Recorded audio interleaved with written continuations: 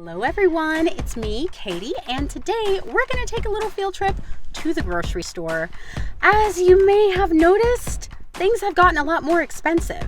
So we're going to compare the cost of organic produce that you can purchase in your grocery store to what we grow on the tower garden. Come on, let's go. All right, so we are in the organic section of said grocery store. I'm going to grab some arugula, got some basil.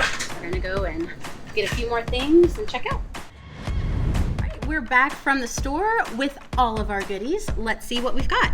We've got 2 cucumbers, we've got a baby green salad mix, arugula, basil, some red kale, some questionable romaine hearts. We've got a caramel apple for me later.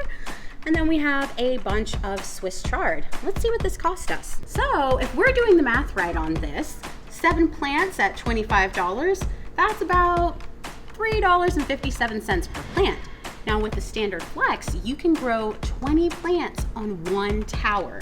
That's $70+ worth of produce. So this is Katie with the Inflation Killer reminding you, grow up.